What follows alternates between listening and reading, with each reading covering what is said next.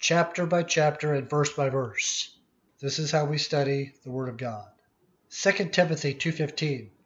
Study to show thyself approved unto God, a workman that needeth not to be ashamed, rightly dividing the word of truth. So as it says, study, prayerfully study. Ask our Father for wisdom.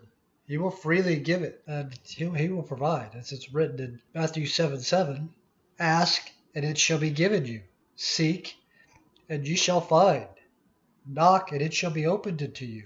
Verse 8, for every one that asketh receiveth, and he that seeketh findeth, and to him that knocketh it shall be opened. So ask, read, investigate, research, learn, study to show thyself approved unto God, a workman that needeth not be ashamed. A workman, what does a workman do? One who does the work. Father will provide the bricks, but we have to do the work. You can ask for knowledge, you can ask for wisdom, but you have to investigate. You have to do the work. You have to study. Be that workman. Put in the effort. Bless him by showing him love. What is love? Love is spending time with someone. When you spend your time, that shows your love, shows that you care about them. Your most valuable thing is your time, your love. You're saying, oh, I love you. Let me buy you flowers. Let me buy you food. Love, love, love. No, you have to show it. You have to spend your time. God knows your heart. He's a cardio knower. He knows your thoughts. He knows if you're deceiving him or not. He knows if you mean it. If you love him, he knows.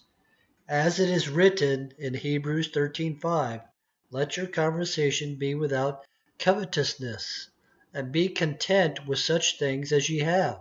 For he hath said, I will never leave thee nor forsake thee. So by spending your time studying and doing the work, not just being a reader of the word, but a doer of the word, you will receive the blessings of Deuteronomy 28. Continuing with 2 Timothy 2:15. As a workman studying, we need to rightly divide the word of truth. Divide, learn the difference between the positive and the negative. Take things back to the Hebrew, the Greek, the Aramaic. For example, in Matthew chapter 19, verse 23, then Jesus said unto his disciples, verily or truly, I say unto you, that a rich man shall hardly enter into the kingdom of heaven. Verse 24. And again I say unto you, it is easier for a camel to go through the eye of a needle than for a rich man to enter into the kingdom of God. Well, Jesus isn't saying here that camel going through the needle, like we think of a needle nowadays, a sewing needle. He's talking about in that time, there were walls around cities where you had the big gate where everybody would go through during the day, big, huge gates. Well, at night, to secure the place, the big gate was shut, and next to it was a needle gate. It was a smaller gate that only one or two guards had to guard. So at night, somebody wanted to enter, and they had a camel. The camel could get down on its knees and be guided through the gate, the needle gate. So there, rightly divide the word of truth. Figure out what the true meanings are. Divide, learn. Also, biblical numerics. Learn what these are. For instance, 7 means spiritual completeness. There's a lot more to it. So we rightly divide, we learn, we study. As a study of the Word, there are study tools that you will need. I would recommend the King James Bible version. The King James Companion Bible, that is. You can get that through shepherdschapel.com or even Amazon will work. The Strong's Concordance is invaluable as it helps translate English back to the original Hebrew or Aramaic or Greek. So where you could go back to the words like in the second verse of Genesis where it says, and the world was without form. No, the earth became without form. Go to the Strong's, you'll see that the Hebrew is mistranslated. So this is how we find out what is right, what's wrong in the Word of God. Study, show thyself approved. Don't take another man's word for it. As it says in Jeremiah 17:5, thus saith the Lord, cursed be the man that trusteth in man, and maketh flesh his arm, and whose heart departeth from the Lord. Meaning, don't take another man's word for it. Do your work. Maketh flesh his arm. In other words, don't trust flesh. Your arm is your strength. Your work. Don't trust it to another man. Do your own work. Don't let your heart depart from the Lord, the Father. Do the work and study. Prayerfully ask Father. He will provide.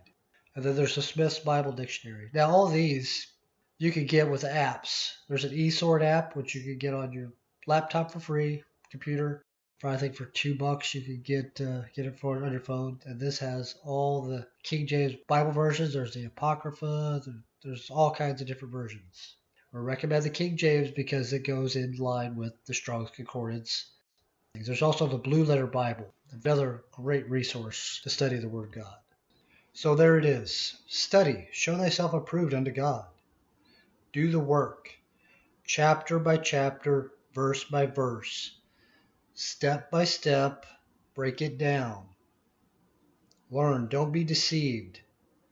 Don't let anybody tell you there's a rapture. There's no rapture. It's not in the Word of God. Look it up. You will not find the word rapture anywhere in the Word of God in any version of any Bible. Anywhere. The rapture doctrine, or the anytime doctrine, started in 1830 from a young, sick woman named Margaret MacDonald. She was literally sick with a fever. Look it up. Don't take my word for it or anyone else's. Don't let anyone tell you there's evolution. Sorry, we didn't come from apes. If evolution were the case, wouldn't we still be seeing the different stages? We'd be seeing the ape that's half man, half ape. We would. A tadpole, you see the different stages of that. You see a locust, the 4 stages of the locust. A butterfly still starts out with a cocoon and then turns into a butterfly. In nature, all these things are still here. There is no evolution. Do not be deceived. Study.